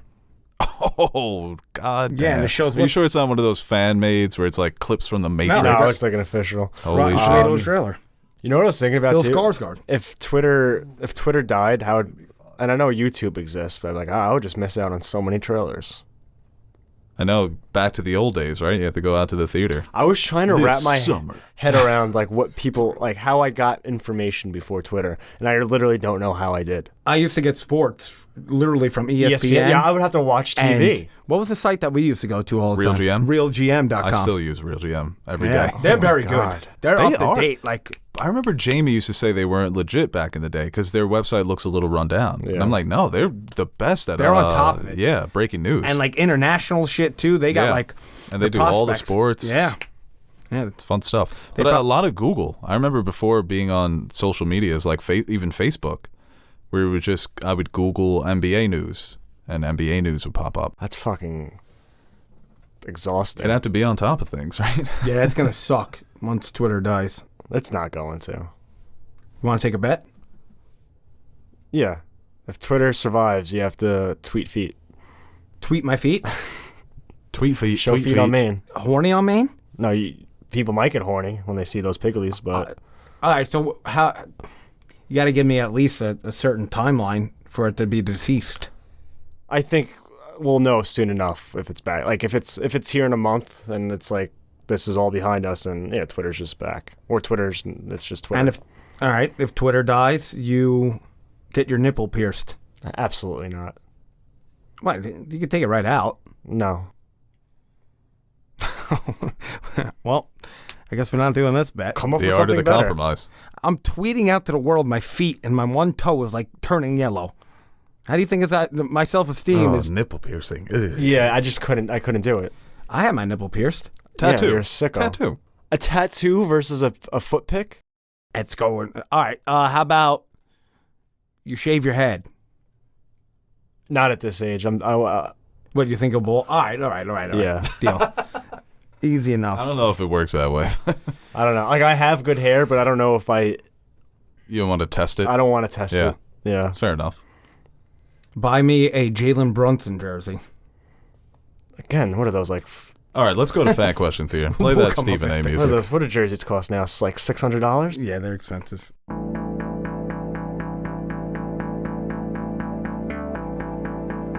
That's for the fan to decide. People you call up to the show, you better be ready. That's what you're supposed to do.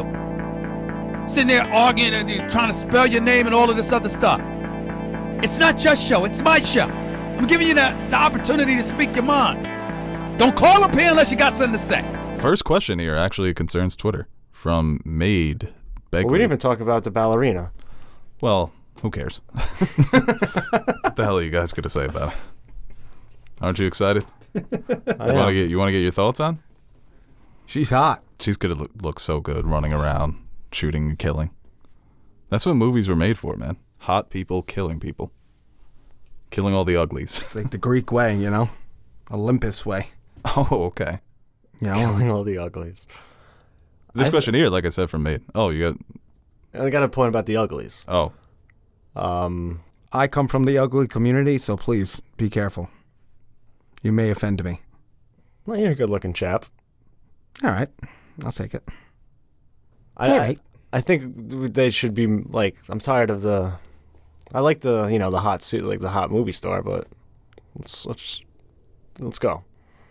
And even when you get like someone who's ugly, they're also hot. Like everyone's like Adam Driver or the guy from The Bear. And it's like people are like no, they're actually attractive. The guy from The Bear. even the ugly people in Hollywood are still like better looking than. It's just a confidence. It 99%. glows off of you, you know? I think so. I don't know, That's actually. why I'd never been called hot one day in my life. Really? No confidence. No. I'm sure you got. Never. You Not got one like day. little flames. No. Yeah, this question here from Maid. What would your last tweet be if Twitter Begging died? for compliments. Oh, look at that. Yeah, I know how to do it. I guess tweet feet. Right? If it's still around. My last tweet, No, I'm saying my last tweet would be the feet. Last tweet would be the feet. It'd be the feet. Even last night, I was like, oh, should I put out a tweet? And then I was like, what did I do? I didn't. yeah, no, I was just like, I didn't think Twitter was going to die. I got a joke off, but I saw people being like, thank you so much for everything, and I'm going to miss you. Obviously, I would miss Twitter and the community we have on there. And it would suck, because I do think Twitter is like the best at having like a little group. That you can communicate with and interact with and talk to. It's the best at that. Like, how else would you get your thoughts off? I guess on the podcast. But even if I say something on the podcast, I have to read through a comment, then respond to that comment, or it's just not the same. Yeah, Twitter is, hey, I like this. Oh, cool, I like this too, and I'll follow you because we have the same interests. And Yeah.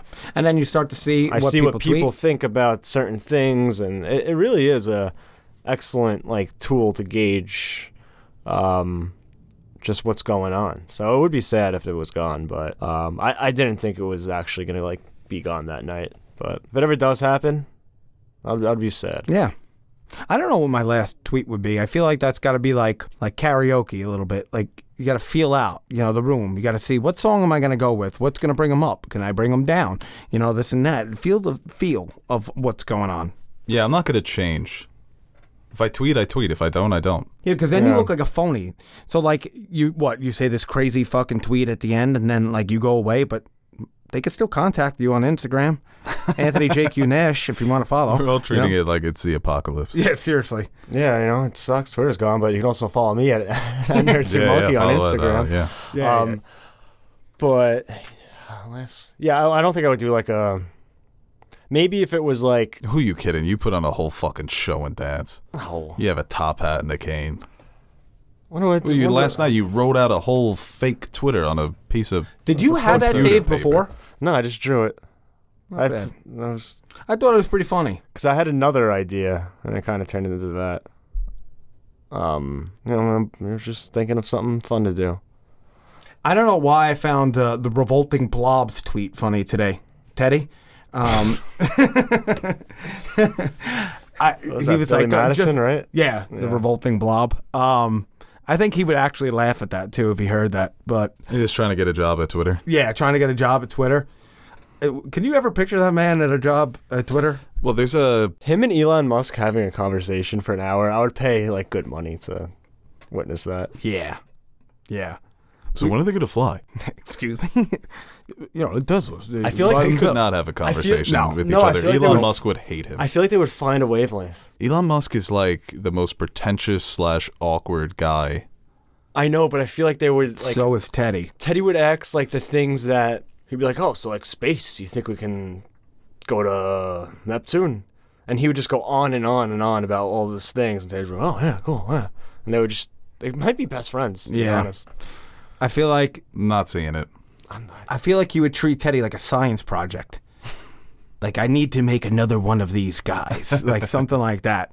But that was pretty funny. I thought Teddy's sweet. Self-sufficient. Actually, no, we should bring Teddy to Twitter headquarters.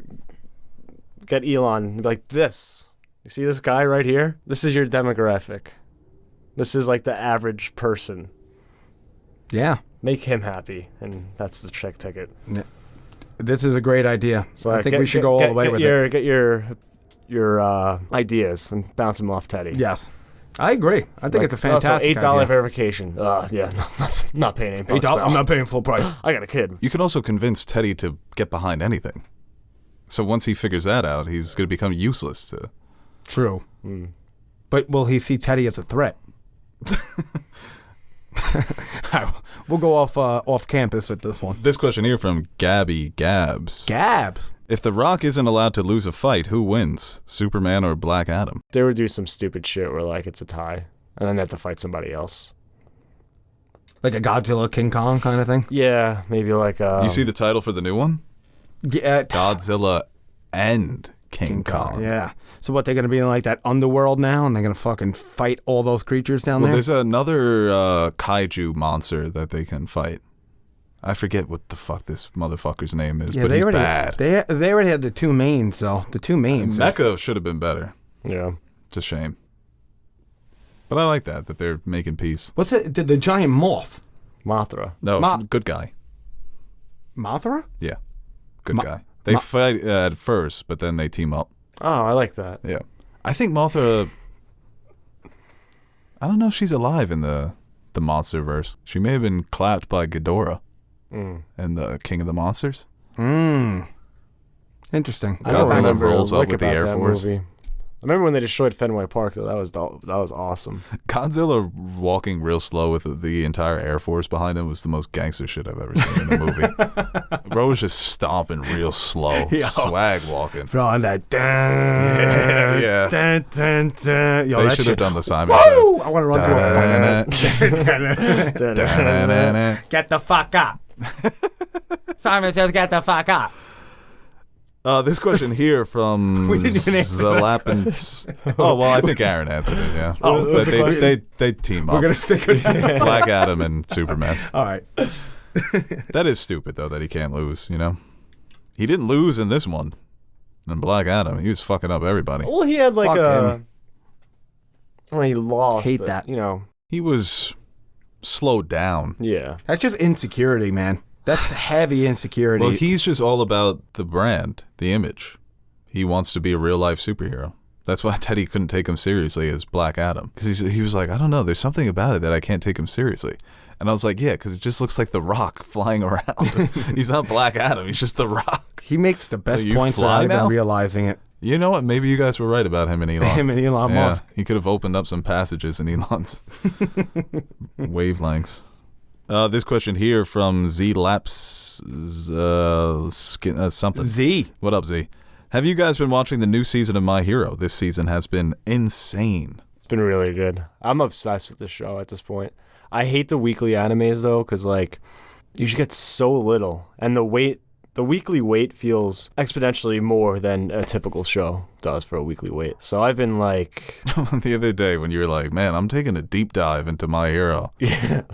20-minute episodes once a week. But like, you know, I'm like, I watch all the movie. I'm That's like Just No. waiting 6 days. Like, oh, That's my deep dive. I'm going That is back not and your deep watching. dive. I'm going back and watching You stay Look, away there's from always reading movies, the manga. watching my favorite episodes. I don't want to get spoiled, and I feel like it's just not the way I would like to experience the story. But That's fair. watching YouTube videos, figuring it all out, but it's like, it's addicting, man. It's like a drug. Yeah, I just watched the episode. I'm 2 episodes in. So they're gearing up, man. I'm shouting out They do new episodes every week? Is that what they do? Or Yeah. Okay. the other night, like during sex, I yelled at Delaware Smash. I didn't mean to. United States of Smash. Hit her with all for one for all 8% full cowling. You did this all during sex? It's Or cool. Yeah. During catalingus? No, it was, oh God. I don't like that. You don't like that? The word. Cataling. No, like the word, the way you said it. Oh, you go to Pound Town, but you don't like catalingus? No, I just don't like the way you say that word. Oh. You just don't like me. Hurts my neck. You gross me out. I'll put a brace on. You don't remember that curve joke? Oh, yeah, with Larry? Yeah, Crazy Guy's Killer. Yeah. He's got a, this is from Karn. Where am I? Hey, Karn. He's wants to know if he's missed out on any good shows. I've heard One Punch Man and Attack on Titan were good. Any other recommendations? My Hero Academia, really good. Yeah, if you haven't seen My Hero Academia, that's a fun one to start at the beginning. Attack on Titan and One Punch Man, you can't go wrong with either of those. Attack if on you want Titan. something more recent, Chainsaw Man has been very good. Well, that's what I was gonna do. I was gonna like get another anime during the week to watch. So I started Demon Slayer, and like 20 minutes in, I was just like, I wonder what Deku's up to. So I gotta like brace myself. Stick around, Tanjiro will win you over. I know. It's got a lot of Deku in him. I got 20 minutes in, and like my something happened in my internet, and like the Hulu app closed out. I'm like, McDonald's. I'll watch this in a week. I thought they were 24/7, the McDonald's by your house. You would think. It's just not the same America anymore. I think animes, yeah, those are some good suggestions. House of the Dragon, if you haven't seen that. I mean, the 4 episodes of Jujutsu Kaisen I watched were pretty good. I'm just straight Seinfeld in the office. Great animes. I love Right, Seinfeld. yeah. Seinfeld I is kind love, of an anime. Yeah. Michael Scott? You know what I watched the one the other day when Lane goes on the blind date, and then the blind date he has with to the- get the card for Steinbrenner back from the sick kid. Oh, And yeah, he yeah, promises that Paul O'Neill's gonna hit 2 home runs. I was watching the Chinese restaurant one. I think that might be like the best bottle episode of all time. That's a good one. I'm just waiting for the Chinese restaurant. But yeah, 2 great animes. I love the I love the George Toupee arc. It's a good one. Oh, right. And even Curb. I mean, Curb's in. I gotta rewatch Curb. This question here from John Lake. The Nash hosted episodes are hilarious. Where did he move? And will he ever host again? I'm right here, baby. Yeah, everybody thinks the scene that you moved far away. No, you're actually closer. Yeah, I'm actually closer to you guys, which Too is like close. unfortunate for you guys. But yeah, real devastating that I moved from where I was. I mean, I love that place. 18 years. You guys have very fond memories. Oh yeah, with me, definitely, dude. you know? We really do. Yeah. Those are for some fun days. I've known you fun motherfuckers nights. for how long? It's Too long. yeah, it's Too insane. too I long. was actually thinking like Teddy's like my oldest friend. That's fucking weird to me. I knew Teddy since 2nd grade. Yeah, he's my longest friend. You didn't have any Oh friends? no, you are. I'm sorry. You didn't No. have any friends before 6th grade? No, well he is. That's so fucked up. Yeah, he was my first. I was friend, just gonna actually. say, yeah. Nash is right here. He's my oldest friend, and you Yeah, Oh, that's fucking crazy. replace So me you with guys Teddy. are oldest friends, and me and Teddy are oldest friends. we're like the better two. Well, Teddy. I've known Marissa since I was born, or since she was born. Well, yeah. That's kind of cheating. Though. Well, I don't know if I'm Yeah, I Teddy's don't know. oldest friend, 'cause I think he knew people before me. That's like the peanut butter and jelly already in one jar. That's cheating. Yeah. What happened? That's crazy. that I don't people know do if I'm that. Teddy's It's oldest fucking friend. disgusting.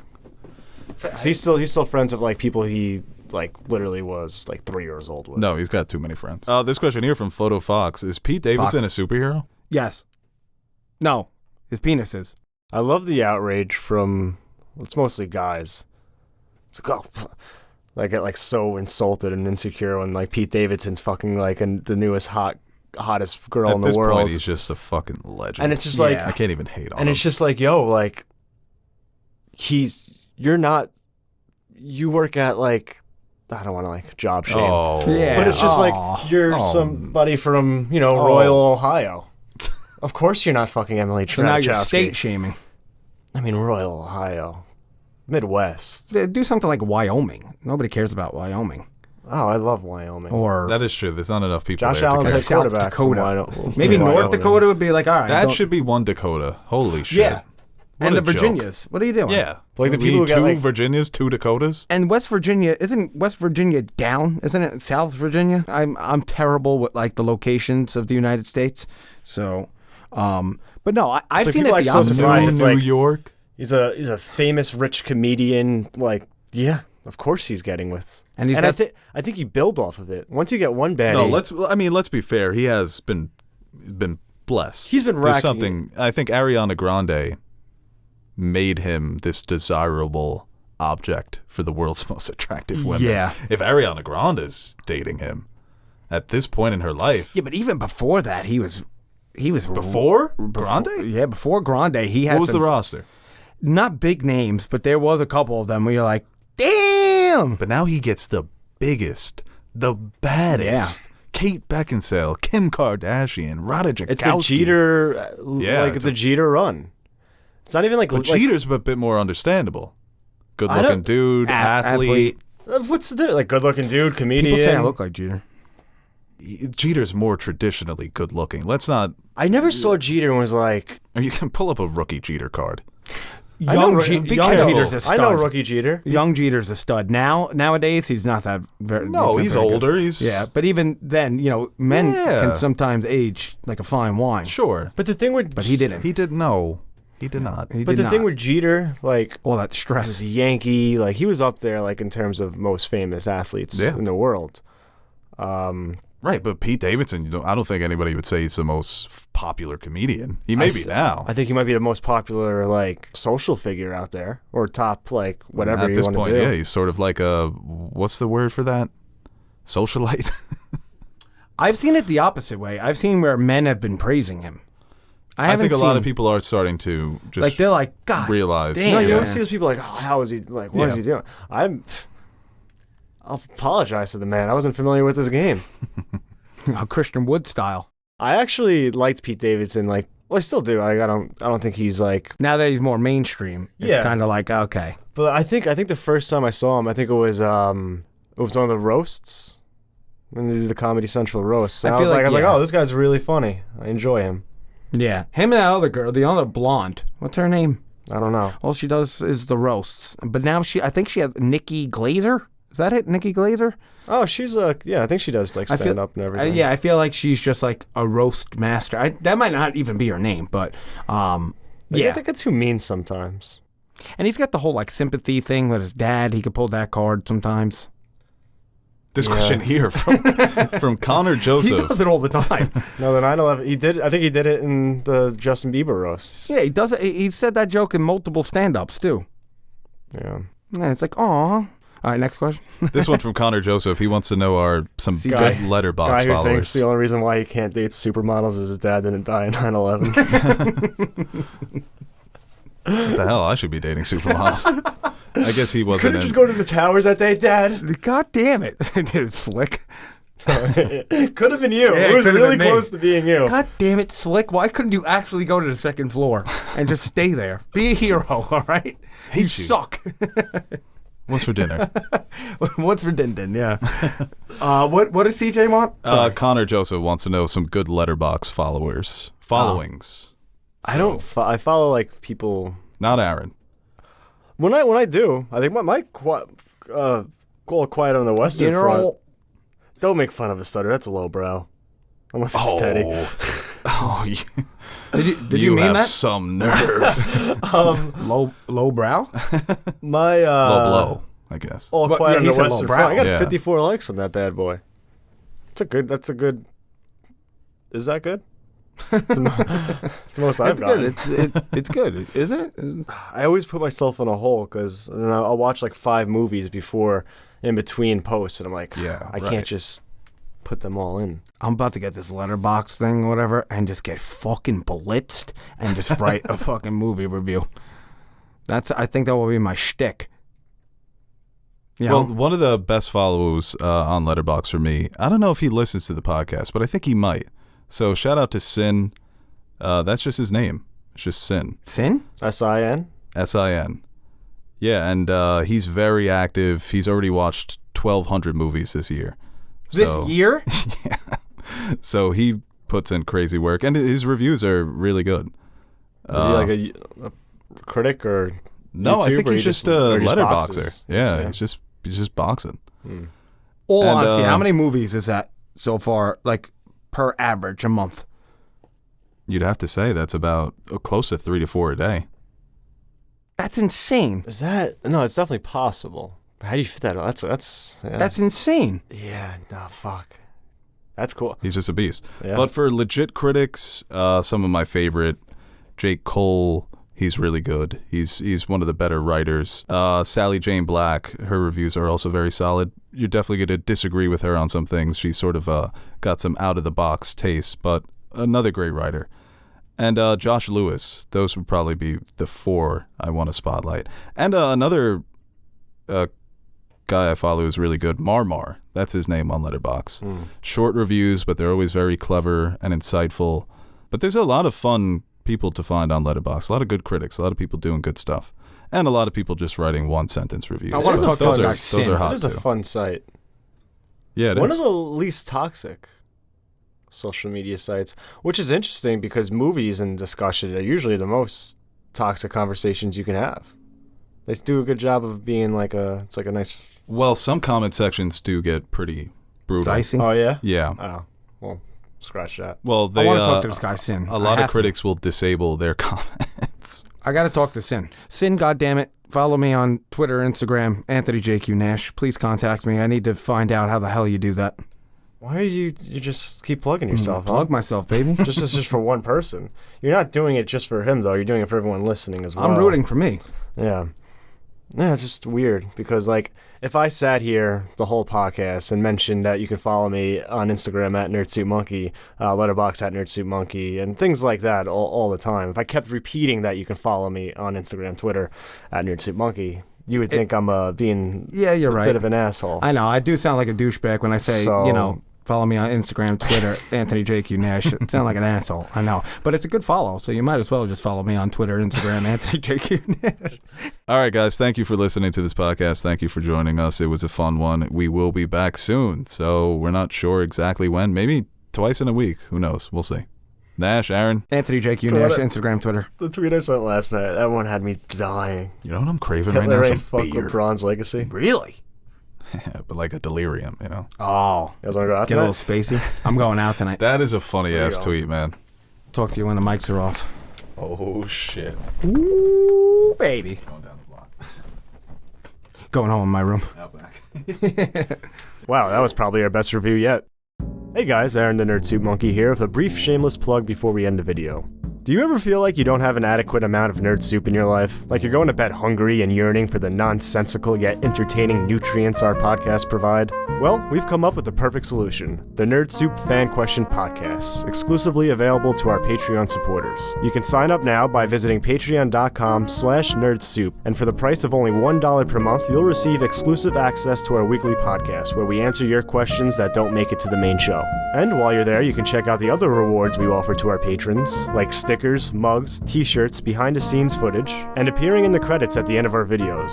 And that's exactly what we're going to do right now. Roll the names of the nerds who make Nerd Soup possible. The reason why the crypto crash didn't send our lives spiraling down a black hole of no return. Alright, I'll stop talking so you can listen to this jazzy-ass music while checking if Beau spelt your name wrong in the credits.